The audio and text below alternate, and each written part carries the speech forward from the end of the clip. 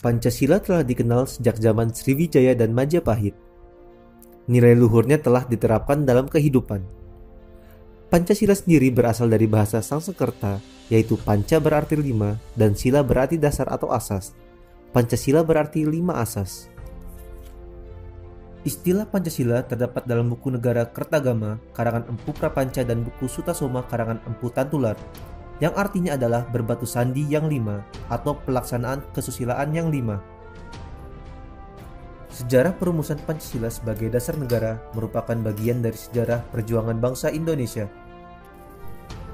Dalam periode penjajahan Barat, bangsa Indonesia terlibat dalam perjuangan fisik untuk mengusir penjajah.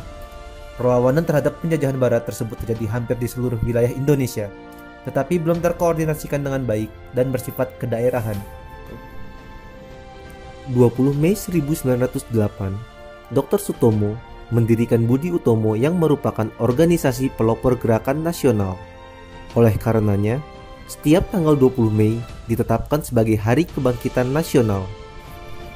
Perjuangan pergerakan non-fisik mulai menampakkan hasilnya dengan diselenggarakannya Kongres Pemuda Nasional yang menghasilkan Sumpah Pemuda pada tanggal 28 Oktober 1928.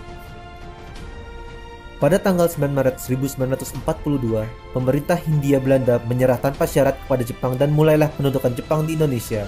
3 tahun berselang, Jepang terdesak oleh sekutu, sehingga Jepang berusaha untuk menarik simpati bangsa Indonesia dengan menjanjikan kemerdekaan bagi Indonesia di kemudian hari.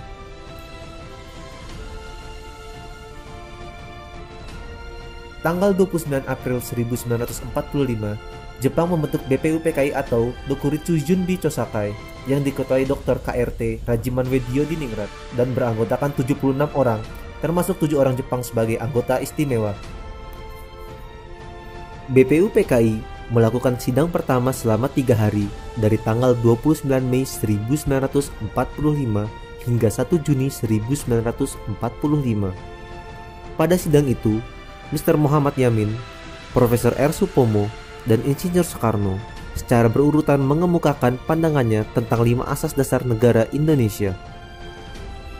Tanggal 1 Juni 1945, Insinyur Soekarno mengusulkan dasar tersebut diberi nama Pancasila. Usulan tersebut diterima dalam sidang BPUPKI pada tanggal 1 Juni 1945. Tahukah kamu? Berdasar Kepres nomor 24 tahun 2016 tentang Hari Lahir Pancasila, menyatakan bahwa tanggal 1 Juni 1945 ditetapkan sebagai Hari Lahir Pancasila. Insinyur Soekarno juga mengusulkan konsep Trisila dan Ekasila yang merupakan intisari dari Pancasila. Trisila terdiri dari sosio-nasionalisme, sosio-demokrasi, dan ketuhanan, sedangkan Ekasila berupa gotong royong. Tindak lanjut dari sidang BPUPKI adalah dibentuk tim 9 yang menghasilkan Piagam Jakarta pada 22 Juni 1945. Sedangkan sidang kedua BPUPKI 11 Juli 1945 menghasilkan rancangan teks proklamasi, rancangan pembukaan Undang-Undang Dasar dan rancangan batang tubuh Undang-Undang Dasar. Rancangan Dasar Negara terdapat dalam alinea 4 Piagam Jakarta 22 Juni 1945. Namun terdapat perbedaan dengan naskah Pancasila. Sila pertama pada Piagam Jakarta berbunyi, ketuhanan dengan kewajiban menjalankan syariat Islam bagi pemeluk-pemeluknya. Tanggal 7 Agustus 1945, BPUPKI dibubarkan dan dibentuk Panitia Persiapan Kemerdekaan Indonesia atau PPKI yang beranggotakan 27 orang dan diketuai oleh Insinyur Soekarno. PPKI atau Dokuritsu Junbi Inkai bertugas menyelenggarakan kemerdekaan Indonesia. PPKI menyelenggarakan sidang pertama pada 18 Agustus 1945, sehari setelah proklamasi kemerdekaan. Dengan mengedepankan persatuan dan kesatuan, sebelum sidang dimulai, Dr. Andes Muhammad Hatta mengusulkan perubahan sila pertama dengan menghapus 7 kata menjadi Ketuhanan Yang Maha Esa. Naskah Pancasila menjadi sebagaimana yang sekarang. Dalam sidang PPKI pada tanggal 18 Agustus 1945 ditetapkan 1. Mengesahkan Undang-Undang Dasar 1945 yang di dalamnya terdapat dasar negara Pancasila. Kedua, memilih Presiden dan Wakil Presiden pertama NKRI yaitu Insinyur Soekarno dan Dr. Andes Muhammad Hatta.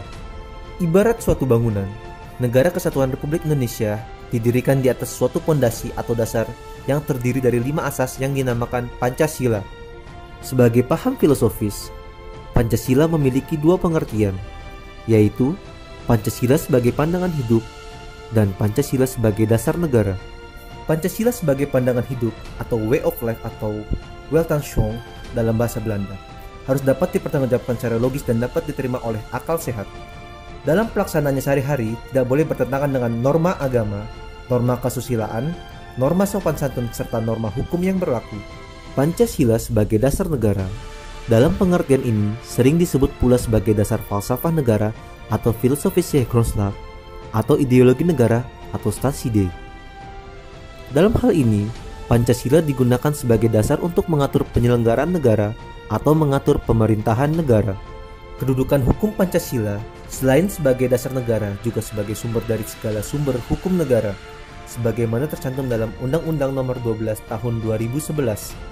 Berdasarkan pengertian dan perannya, Pancasila berfungsi sebagai dasar yang statis atau fundamental, sebagaimana fungsi pokok Pancasila yang tercantum dalam pembukaan Undang-Undang Dasar 1945. Tuntunan yang dinamis sebagai cita-cita dan tujuan bangsa Indonesia. Ikatan yang dapat mempersatukan bangsa Indonesia, menjamin hak hidup secara layak bagi semua warga negara dan semua golongan tanpa ada perbedaan. Selain itu, Pancasila memiliki 3 fungsi. 1. Fungsi yuridis ketatanegaraan yang merupakan fungsi pokok atau fungsi utama dari Pancasila sebagai dasar negara. 2. Fungsi sosiologis, yaitu apabila dilihat sebagai pengatur hidup kemasyarakatan pada umumnya. 3. Fungsi etis dan filosofis, yaitu apabila fungsinya sebagai pengatur tingkah laku pribadi. Dalam hal ini, Pancasila berfungsi sebagai philosophical way of thinking atau philosophical system. Pancasila sebagai dasar negara mengandung pokok pikiran yang di dalamnya tersimpul ajaran Pancasila, sehingga mempunyai hubungan kausal dan organis dengan pasal-pasal Undang-Undang Dasar 1945. 4 pokok pikiran yang merupakan suasana kebatinan dari Undang-Undang Dasar 1945 tersebut terdiri dari: pertama, negara melindungi segenap bangsa Indonesia dengan berdasarkan persatuan dalam sila ketiga. Yang kedua, negara Indonesia mewujudkan keadilan sosial bagi seluruh rakyat Indonesia dalam sila kelima. Ketiga, negara berkedaulatan rakyat berdasarkan atas kerakyatan dan permusyawaratan atau perwakilan dalam sila keempat.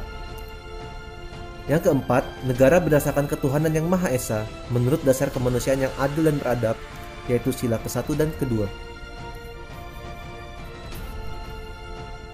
Singkatnya, Pancasila memiliki 2 pengertian, 3 fungsi, dan 4 pokok pikiran serta 5 sila.